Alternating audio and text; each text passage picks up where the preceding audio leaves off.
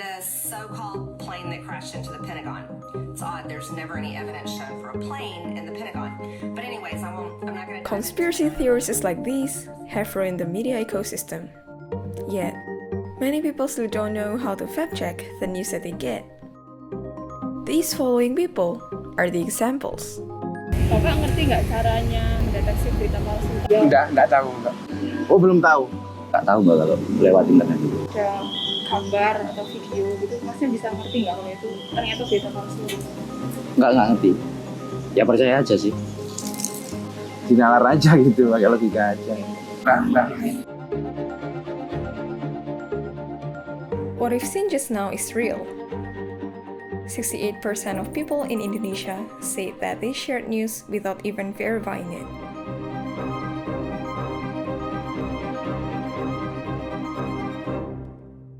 Daily Social stated that 44% of people in Indonesia cannot detect fake news and only some do fact-check. These hoaxes resulted in several bad cases and that people have used them as a means of war on purpose. We're seeking out confirmation of an opinion we already hold. Whether the opinion is well-founded or not, it's all sides of the spectrum do that. Popularity does shape who participates and how they participate and all that sort of thing. But to a larger point of view, it's the other way around. It's that the bias and the content, if you will, is the thing that starts to shape the popularity. So I read the New York Times every day. I don't have any idea what's going to be in it, right? I have no idea what the content's going to be tomorrow. And so consequently, there's a surprise quality to that media. Now, on social media, I oftentimes don't have that ability because social media itself becomes the editor. They decide what I get to see. There's not surprise quality that they haven't planned for. And so that becomes a big deal. The emergence of social media and its algorithm makes it worse. So fake news can spread quicker than ever before, and people might not know if it's coming from a legitimate source. To check this, if you type a certain keyword on the internet, the result will differ from person to person. This algorithm always decides what news that we want to see based on what we like. Fake news or clickbaity headlines is what draws people in. Social media specifically creates like think tank. And you can actually see that in the algorithms that the social media sites use. Here in the US recently, Facebook's been in the news. They say that like Facebook is more lenient towards like conservative, like right-leaning views, right? Where people on the right say the exact opposite. And why people feel that way is exactly because of how the algorithms act. They essentially show what people want to see to increase engagement. There's no way, it doesn't filter out what's fake news, what's kind of in between like opinion and analysis and what's like factual. Kalau berita itu terlepas benar atau tidak ya, sesuai dengan pendapat kita akan cenderung langsung percaya tanpa cek sama sekali. Itu yang namanya bias kognitif. When you scroll your social media, headlines like these might tempt you to click. This is because surebait has become more popular. In 2016, the Science Post conducted a study posted on Facebook. This news only contains a block of lorem ipsum text under the first paragraph, gaining almost 200,000 shares. These like blog sites that peddle misinformation, they are the ones that are kind of ruining it for the good journalists. Without media literacy, without the support of social media owners and government, it's going to be hard for people to tell the difference, right? If you don't keep empowering good journalism, if you don't keep empowering the public with media literacy skills, they won't be able to know it's almost impossible for them to see the difference. Most US news stations, half the time is going to be opinion piece. The news sources are leaning too much into their audiences. And what's happening is the audience isn't noticing when CNN is reporting on factual news. This new digital media landscape that we have right now, that's playing a role in people thinking that, oh, I can't trust the media anymore. When a lot of times I don't think it's necessarily the media's problem. I know journalists are the ones that are getting things wrong all the time. I feel there are just so many different actors involved now. You know, when there's so much confusion and so much misinformation being put out there, I think people kind of confuse what's coming from journalists and what's coming from whoever else it is.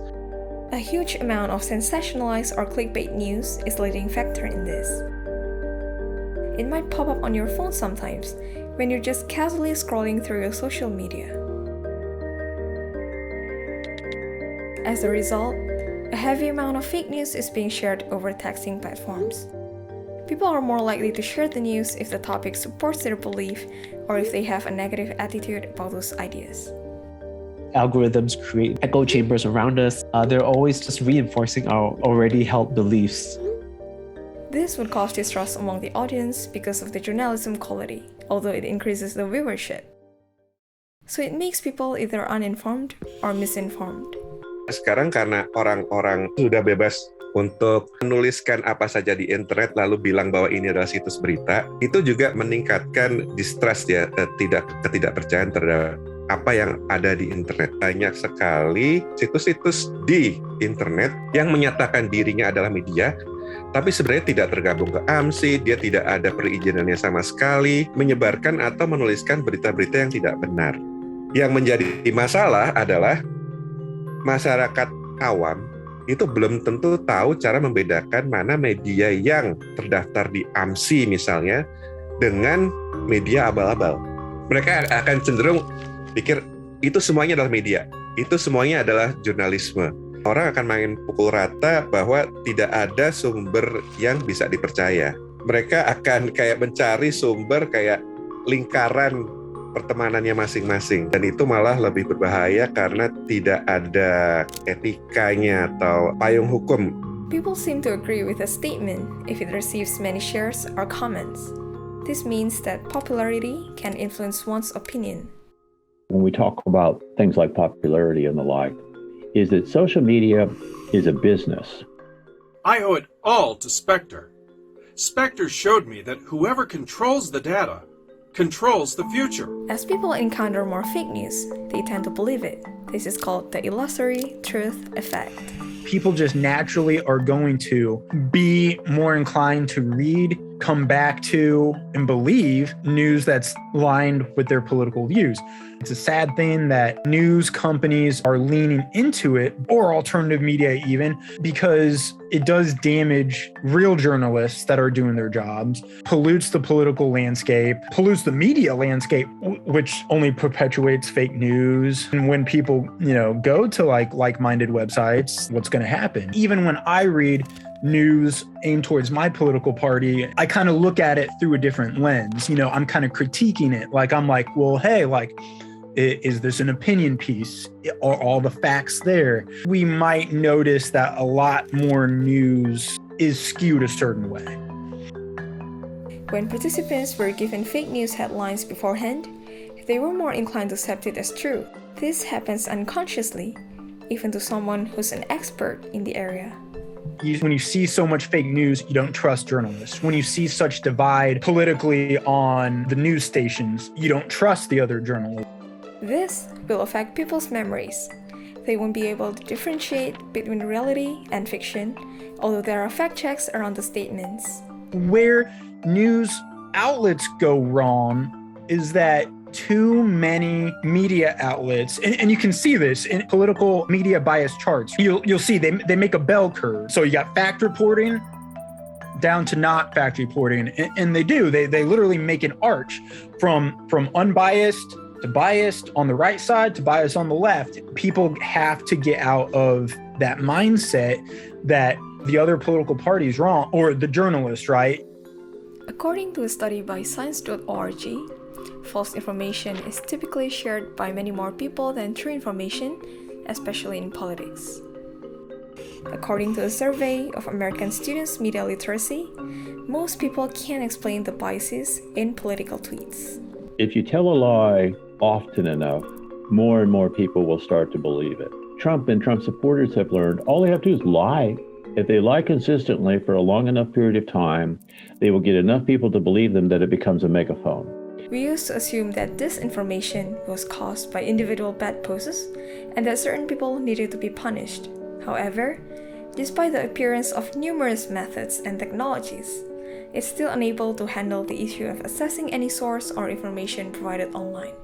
So we need to be better consumers of them, but not necessarily have to legislate what people can and can't consume, because it's tricky. In a world that we have today, to have effective censorship, you can to an extent, but it's very, very difficult to do. Governments will try it. They'll try it like crazy. And to some extent, it will work. And it might even work over time. But in the short term, it doesn't work very well at all. Kalau dari keluarga kita misalnya ya, dan dia posting di grup WA sesuatu yang tidak benar, jangan konfrontatif. Tapi itu tadi, DAK. D itu adalah dengarkan apa yang dia sedang coba share gitu. Lalu kita A-nya itu adalah apresiasi. Coba tempatkan diri kita ke orang yang dituakan tadi. Apakah dia sedang berusaha melindungi keluarganya? Fase terakhir adalah klarifikasi. Kita tunjukkan situs dari Kemenkes, situs dari Kominfo, atau ya kalau dari MAFINDO tuh ada turnbackhoax.id, cekfakta.com. Strateginya di sini adalah kita berada di sisi dia dan kita kasih tahu, nih loh, situs yang bonafit dari pemerintah malah yang mengatakan bahwa itu tidak benar. There are still no tools that can help us evaluate the credibility of news, although there are several fact-checking platforms on the internet. So, how do we tackle this? When you see a headline that might be surprising next time, take a look at the journal or official source. If the papers aren't free, you can still find the summaries or read the abstracts.